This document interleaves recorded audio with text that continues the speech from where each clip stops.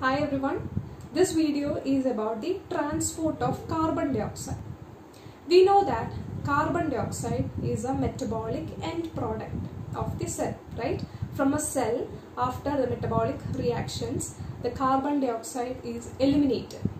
So now we are going to see how this carbon dioxide is transported from cell through the bloodstream to and finally how it is getting eliminated through the respiratory tract. Okay, so now we are going to see the different methods of carbon dioxide transport. First one, as simple solution like we have seen in the oxygen transport. Okay, the carbon dioxide can be transported as dissolved form. Okay, as solution, that means carbon dioxide can combine with the water content in the plasma of the blood and it can be transported throughout the blood stream as dissolved form. Okay, and you know that out of the total carbon dioxide which is getting transported, 7% of the carbon dioxide is transported by this method. 7%. And second one, as bicarbonate ions. Okay, the carbon dioxide can be transported as bicarbonate ions. Okay, and out of the total carbon dioxide transport, almost 63% of the carbon dioxide, that is majority of the carbon dioxide, is transported as in the form of bicarbonates. Okay, this need a lot of explanation, we'll come to that later.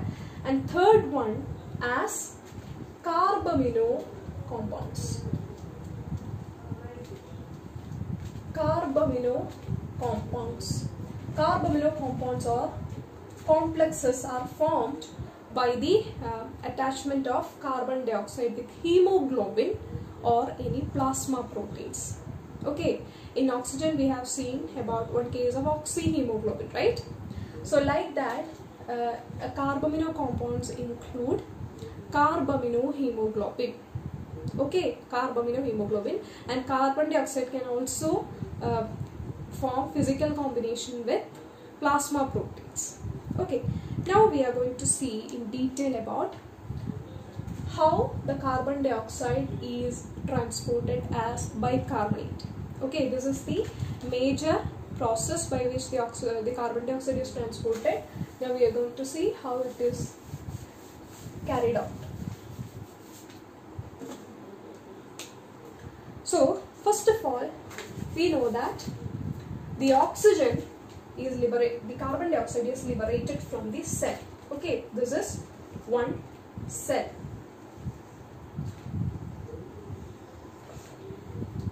This is one cell. This is nucleus. Okay.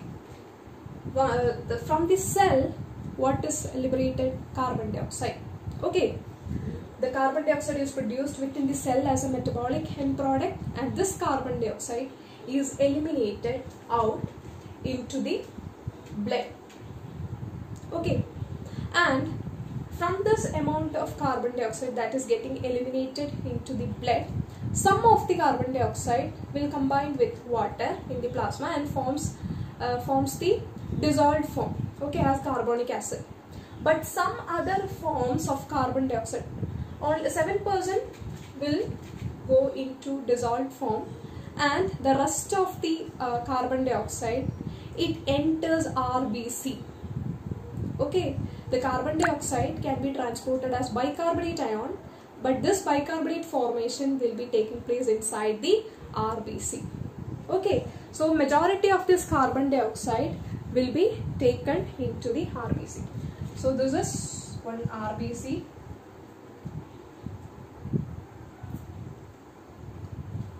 Okay, this is one RBC which is having a biconcave shape.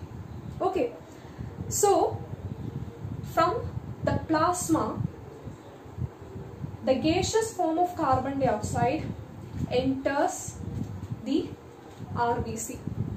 Okay, some of the carbon dioxide will go into a dissolved form, and some of the carbon dioxide, it will be moving on into the inside of the RBC.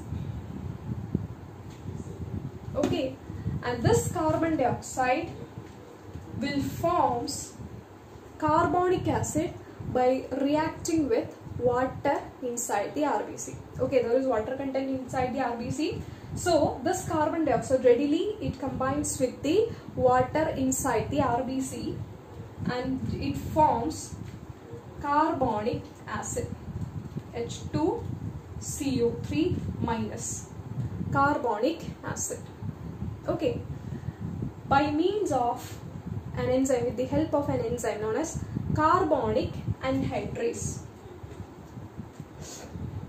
Carbonic anhydrase. Okay, for convenience, I am making this little bigger.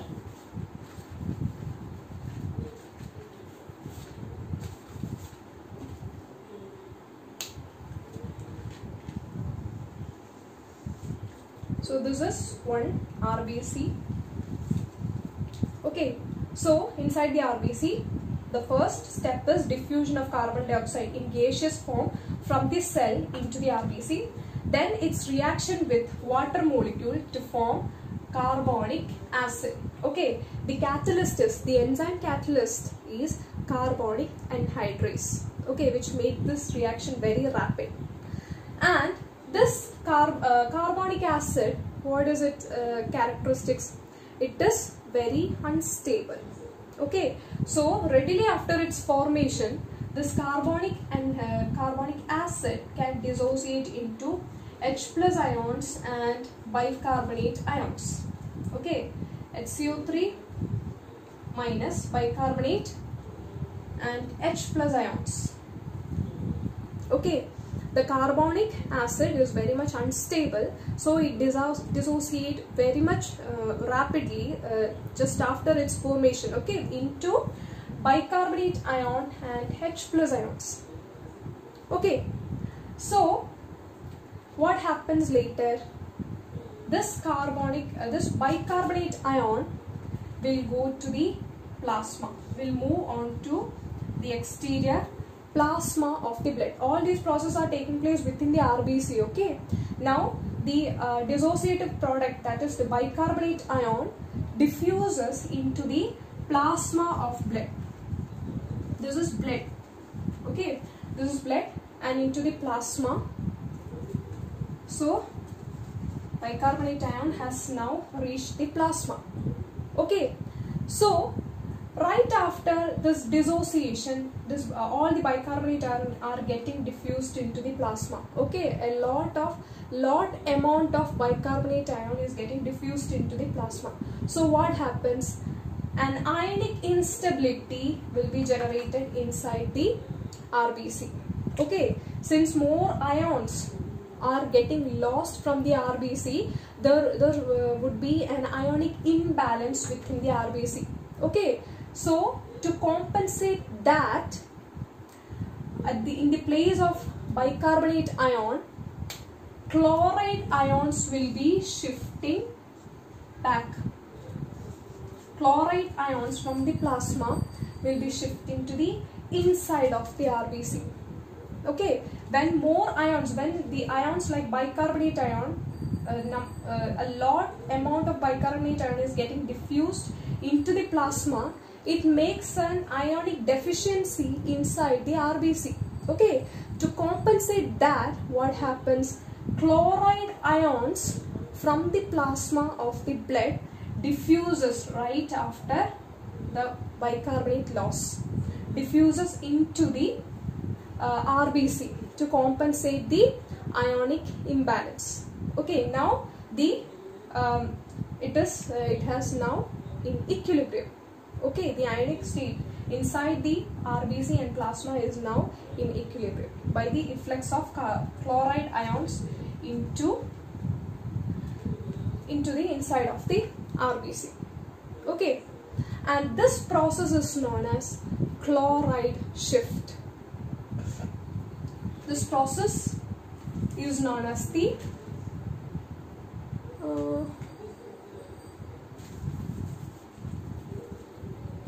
chloride ions. This process of shifting chloride into the inside of RBC is known as the chloride shift. Okay, so from where the chloride is getting? From the NaCl, sodium chloride, inside the blood. Okay, inside the blood it is loaded with sodium chloride, and sodium chloride, this sodium chloride NaCl minus can dissociate into Na plus and Cl minus. Okay, and this Cl is going inside of the what? RBC.